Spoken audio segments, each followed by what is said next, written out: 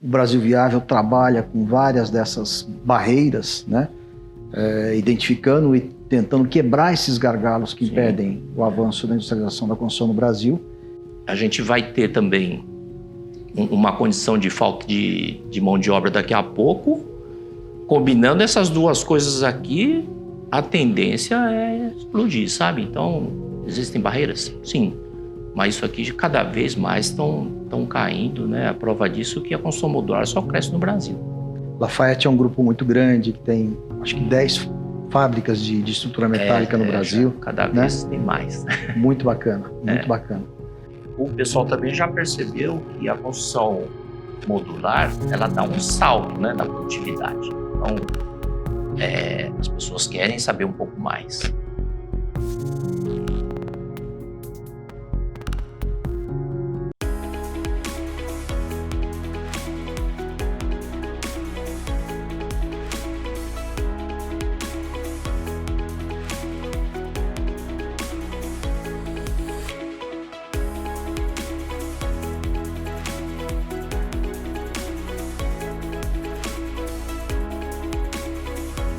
Olá, eu sou Paulo Oliveira, presidente do Conselho do Clube da Construção Civil e CEO da Aratal. Continuando a nossa série sobre entrevistas a respeito da construção off-site modular, eu tenho o prazer de entrevistar um profissional muito experiente e também um grande entusiasta do tema. Edson Tateixe, seja muito bem-vindo. Muito obrigado, Paulo. É um prazer ter você aqui nessa conversa. Maravilha, é um prazer ter você aqui conosco. Bom, antes da gente avançar com a nossa conversa, eu queria convidar todos os que nos assistem para estarem conosco no Brasil Viável Construção Industrializada. É muito fácil que você nos apoie, tanto como profissional, como também através da sua empresa.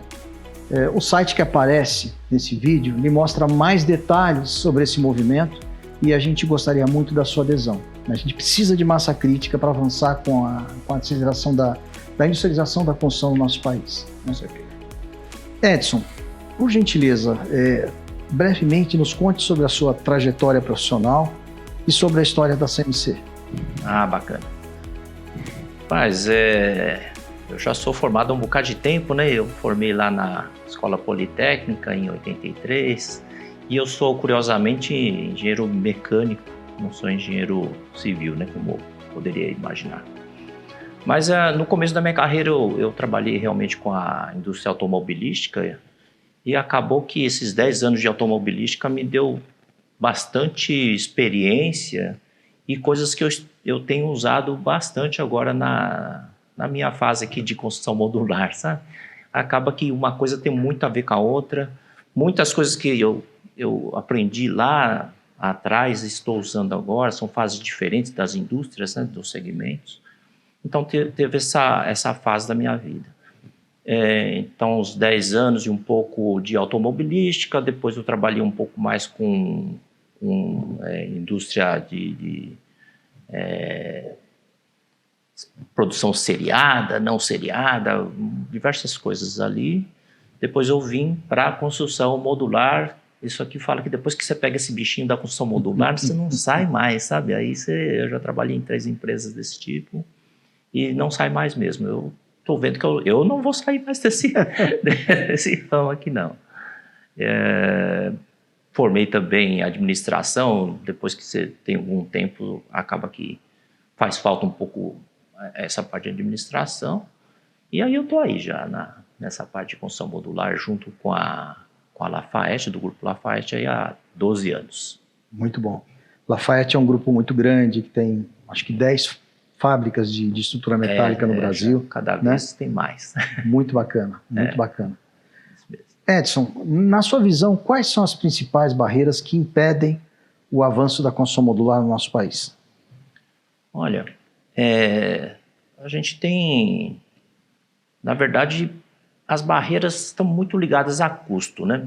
É claro que também tem aquela pessoa que não entende que o custo um pouco maior da construção modular, no fim, ele acaba sendo compensado por outras razões, né? Você tem um custo fixo menor, você tem uma TIR um pouco melhor, então tem algumas coisas que são compensadas.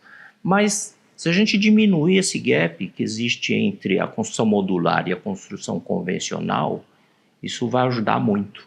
Não preciso ficar convencendo tantas pessoas que tem outras vantagens, né? Então, onde está o gap? Um pouco é no custo do aço. O aço é um pouquinho caro. Mas mais do que ser caro, ele é um pouco instável esse preço. E essa instabilidade atrapalha os negócios. Porque você está fazendo uma negociação. Você passa lá um orçamento. Daí a pouco esse orçamento, o cara demora um pouco para fechar. Agora eu quero fechar. Pô, mas agora tem que refazer o orçamento. Puxa, isso acaba que atrapalhando, sabe, a negociação. Mas, graças a Deus, agora parece que voltou a estabilizar um pouco. Então isso aqui já começa a melhorar. Tem outro ponto também ligado ao custo também, que é a parte de impostos. Então o imposto de fábrica é um pouco maior do que os impostos cobrados lá no site, né? Então o convencional tem essa vantagem aí também. Outra coisa que assim foi voltado para o convencional, né, é que os financiamentos eles favorecem uma obra um pouco mais lenta, né? E não uma obra muito rápida. Na verdade, os órgãos financiadores nem entendem tanto como que consegue fabricar tão rápido, né? Então, tem todas essas questões. Tem a questão do 20% lá que você tem que ter para ser aprovado, né? O cliente final ali para poder aprovar um financiamento, ele tem que dar 20% e financiar os outros 80%. Então, esse tempo aí de obra é que ele vai conseguir ter essa poupança, né? O brasileiro não tem essa cultura, né? De ter um dinheirinho lá a mais para fazer esse tipo de coisa, né? Então, tem essas questões aí. Mas, assim, melhorando um pouquinho essa questão toda, sim, o Brasil tem demanda forte, né? A gente vai ter também uma condição de falta de mão de obra daqui a pouco. Combinando essas duas coisas aqui, a tendência é explodir, sabe? Então, existem barreiras? Sim. Mas isso aqui cada vez mais estão caindo, né? A prova disso é que a construção modular só cresce no Brasil. Perfeito, Edson. Você colocou coisas bastante importantes, são pontos relevantes. O Brasil Viável trabalha com várias dessas barreiras, né? Identificando e tentando quebrar esses gargalos que impedem o avanço da industrialização da construção no Brasil. E mais do que isso, eu acho que é uma coisa muito importante que você colocou. A construção está passando por problemas seríssimos de produtividade, né? E a gente não está conseguindo, com a construção tradicional, gerar ganhos de produtividade suficiente para poder atender essa demanda, principalmente no mercado habitacional, né? Sim. A projeção ela é gigante para os próximos 10 anos. Só está crescendo o déficit habitacional. Exatamente. Ou seja, aquilo que no passado se colocava como opção, a industrialização opção do setor, não é mais. Agora a gente, se não industrializar, não vai conseguir entregar. Não vai conseguir. Você falou de mão de obra nos canteiros, né? Raramente você passa por uma obra que não tem uma plaquinha, estamos contratando, está faltando mão de obra e a gente nem está num boom, não é isso? Não. Está longe desse boom aí, né? E assim, eu conversando um pouco com o pessoal de construtora, de incorporadora, olha só, eles falaram que aquele pessoal que é seus principais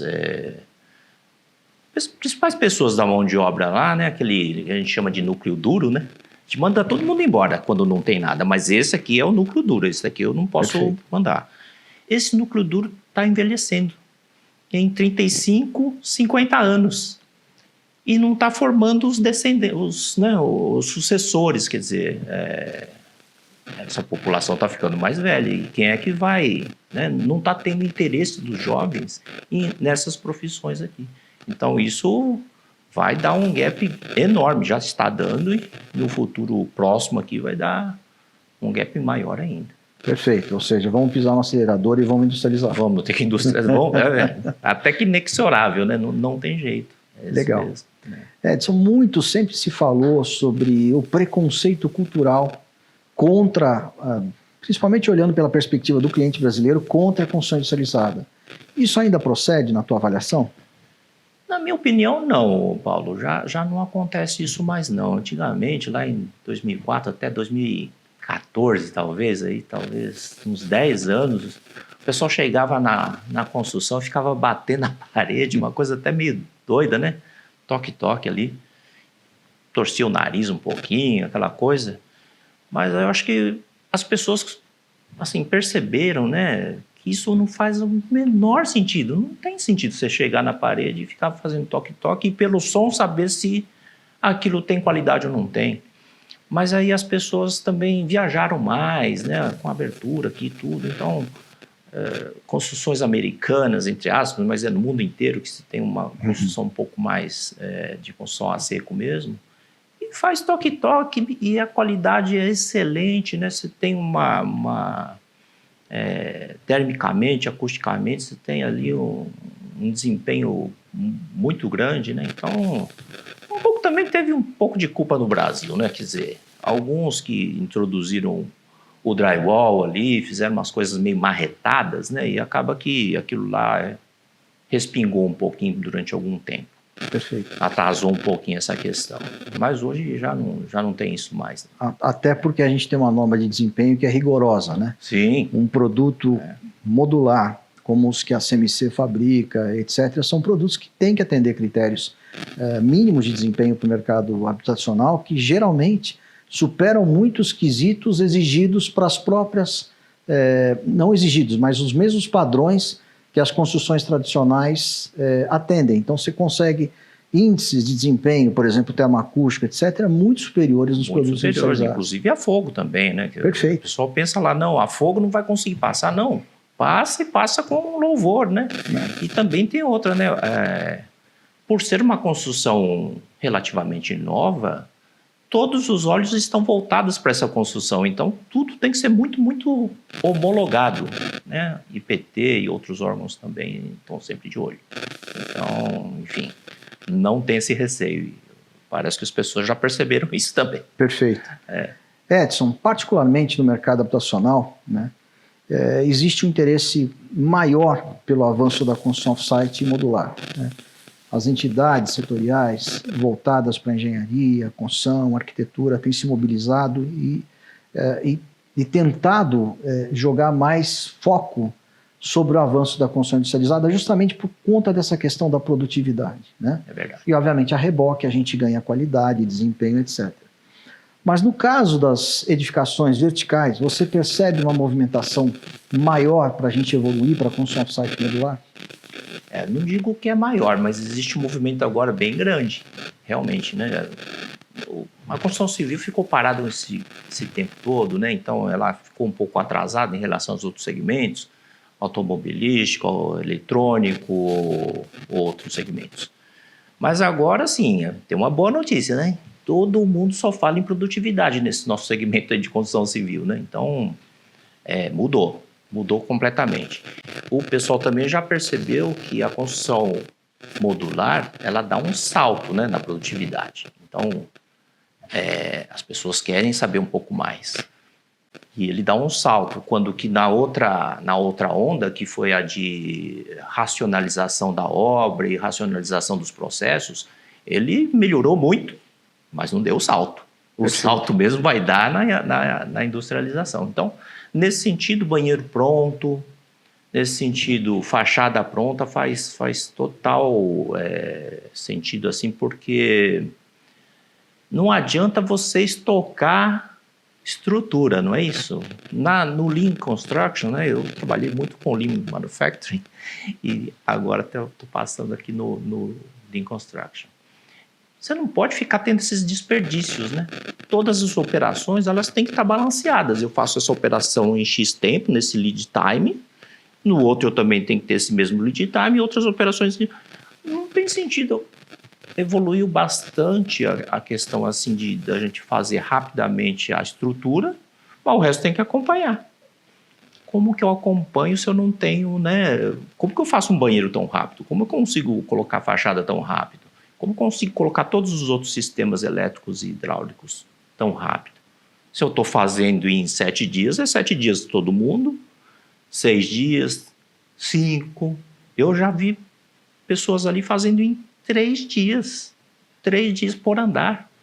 Tem que acompanhar, tudo tem que acompanhar. Então faz total sentido a gente trabalhar com sistemas modulares aí para as edificações verticais. Está tendo bastante sucesso, graças a Deus.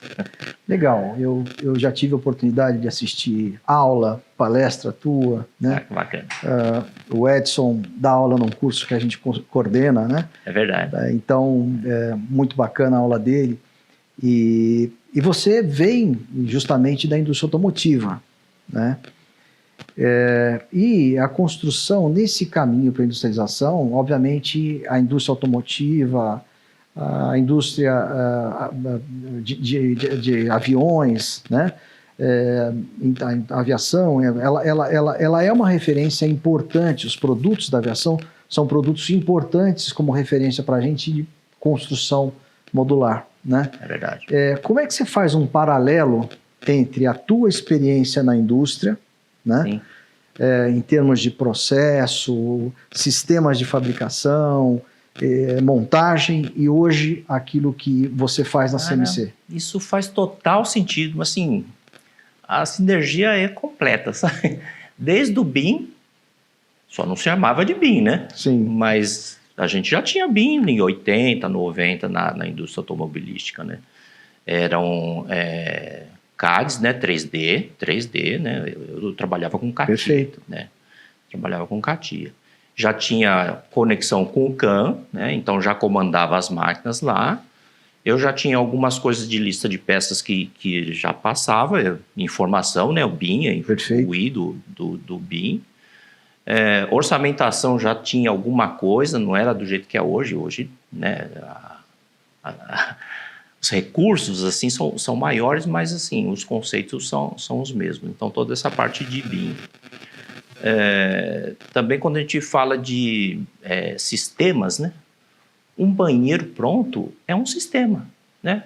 Eu mesmo passei por aquela fase que as montadoras elas tinham amortecedor, a mola, o freio, toda a suspensão. Falei, não quero mais os componentes. Agora o que eu quero são sistemas. Então o amortecedor tinha que ter a mola, que tinha que ter o assento de mola, que tinha que ter o freio, que tinha que ter tudo. Então, todo aquele sistema encaixa direto no carro. É o que a gente está passando. Banheiro pronto, fachada pronta e outros sistemas, né? Quando a gente fala também de elétrica, de hidráulica, também tem algumas coisas que fazem esse sentido de sistema. Outra coisa, just in time, né? Às vezes a pessoa pensa, just in time é uma coisa simples, né? Simplesmente chegar a peça no momento certo que eu vou precisar dele. Não é bem assim, sabe? Tem um sistema muito complexo atrás disso. Na época das automobilísticas lá, quebrou muitas empresas, mas também elevou outras, né? Por que quebrou? Porque elas tinham que estar totalmente aptas a você fornecer naquele momento com multas pesadíssimas se parasse a linha de produção. Então não se falava mais em fornecedores, e sim em parceiros, né? Então isso é a fase que a gente está passando também na construção modular. Eu não tenho mais fornecedores, eu não fico fazendo 3 orçamentos e comprando mais barato. Isso jamais, não faço isso. O que eu faço é ter parceiros onde eu possa ter melhoria contínua, onde eu possa o cara enxergar meu estoque e ele gerenciar o meu estoque direto. Perfeito. Né? Não preciso ficar fazendo pedido. Não estamos nesse ponto ainda, mas estamos próximo de chegar nesse ponto, sabe? Então, esses paralelos que eu tive lá atrás, tá caindo que nem uma luva agora, sabe? De fábrica, então, nem se fala, né? De fábrica, melhoria contínua, Kaizen, né? Que a gente fala. Redução de setup, gargalos, administração do gargalo, várias coisas que talvez na indústria da construção civil não se fala muito, mas lá na indústria automobilística se falava demais e agora estou aplicando todos esses conceitos aí. Muito bacana, Edson. Bom, Lafayette, como a gente já falou aqui, é um grupo que tem uma história muito bonita na fabricação metálica, né?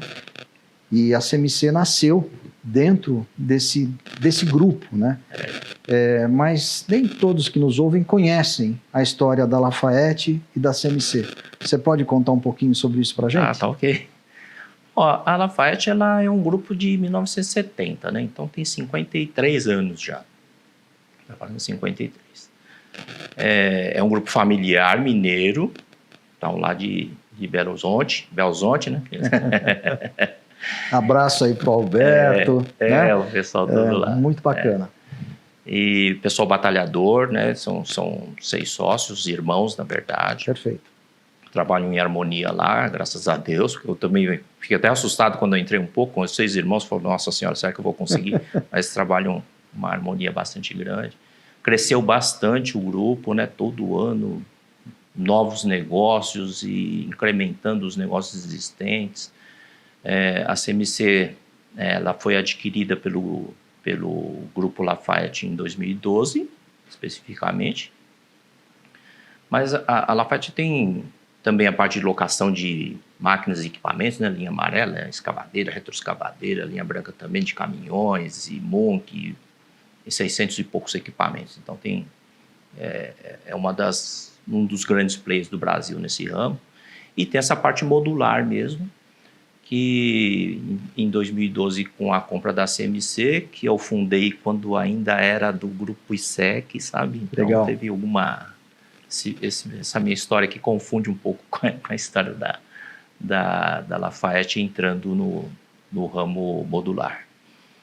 E a gente começou com aqueles módulos assim mais para canteiro e tal, fomos evoluindo um pouco e uma evolução natural foi para a construção modular mesmo. E estamos bastante empenhados em desenvolver mais aqui no Brasil, pegar nossa fatia desse mercado aí também. Bacana. Eu já vi várias aplicações de produtos da Lafayette, em exposições, em feiras, né? Eu vi que vocês têm 2 linhas de banheiro pronto, por exemplo, né? Uma um pouco mais leve, outra com chassi, acho que de concreto. Concreto, né? Mesmo, né? Sei que vocês têm fornecido para empreendimentos hoteleiros módulos muito interessantes. Conta um pouco para a gente dos produtos que a CMC fabrica. Legal. Falando especificamente do banheiro, na verdade tem mais de um tipo, né? Né, todo mundo pensa, banheiro pronto é aquilo ali, uma coisa só, né? Mas tem de concreto, aí tem de light steel frame ou aço leve, não é exatamente tudo de light steel frame, mas aço leve em geral. Também tem outros materiais, fiberglass, tem outros materiais aqui. A gente quer ficar mais entre concreto e steel frame mesmo, e aço leve, né? Para não diversificar tanto. A gente sabe que para escalar a gente precisa ter um pouco de padrão, né? Mas qual que é a diferença? O concreto ele é um pouco mais barato, aceita um pouco mais as pancadas, né? Então às vezes precisa colocar em cima e aí a construção tá rolando ali, todo mundo acontecendo um monte de coisa. O concreto tem essa característica. Mas na hora que você escala assim, tem que fazer uma quantidade grande, não dá para fazer em concreto, sabe? A não ser que eu invista muito. Se eu investir bastante, aí volta a ser favorável o concreto.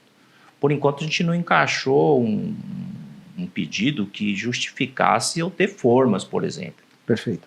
Uma forma de concreto, quanto que não custa, né? Verdade.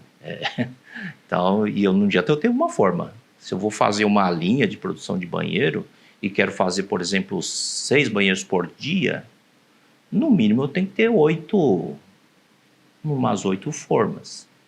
Então é milhões e milhões, né? Sim. De investimento. Isso tem que ser pago ali com a venda. Não é tão fácil encaixar, mas dá para encaixar também. Ou fazer um pouquinho menos de quantidade, que também é o que a gente tem feito até agora. Por outro lado, o banheiro de light steel frame ou de aço leve, aí eu tenho mais produção. Hoje eu já consigo fazer aí, estou fazendo assim de uma maneira tranquila, 4, 5, 6 banheiros, dependendo da complexidade do banheiro também. Dia, né? Produção diária. Por dia. Quando a gente fala por dia, todas as operações tem que acompanhar, né? Perfeito. Então, Eu tenho que ter uma fila ali, imagina que eu tenho que fazer 300 banheiros e ter uma fila ali. Se eu não der vazão aqui, ó, a esses banheiros, eu não tenho como dar entrada. Perfeito. Haja fábrica, não tem como, né, ter tanta área assim. Então é uma produção muito balanceada, sabe? Uma coisa bem cadenciada. É até bonito de ver. Você vai vendo as operações sendo feitas em todas as etapas, saindo lá, né? O cliente, eu já vou avisando que eu tenho que entregar, sabe? Que não adianta ele ficar me apertando e depois não receber na obra. Não, ele vai ter que receber, porque eu estou fazendo aquela quantidade lá. Legal. Acordada, sabe? Quero ir lá te visitar. Não, legal, bacana. Bacana mesmo. E, Edson, nós estamos caminhando para o final do nosso programa e eu queria te fazer uma última pergunta, né? E quais seriam os principais desafios para a CMC em 2023 e que recado você quer deixar para o público que está nos assistindo? Bacana. Bom, a CMC, para a CMC lá, a gente precisa, como desafio, colocar esses produtos assim,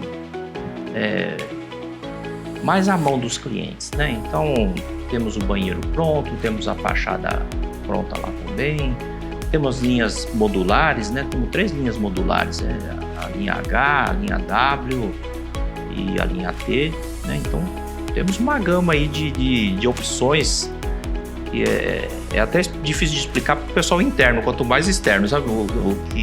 Quando utilizar um ou quando utilizar outro. Mas aí o cliente, quando vem, a gente explica direitinho isso para ele, né? Tem a linha de cobertura de prédios também, né? Os telhados de prédio. A gente já fez mais de 1000. Acho que as pessoas nem sabem que a gente faz assim, mas Legal. A gente faz essa linha de coberturas em escala. Assim, não é um prédio que eu vou fazer, mas vou fazer algumas centenas. Sim,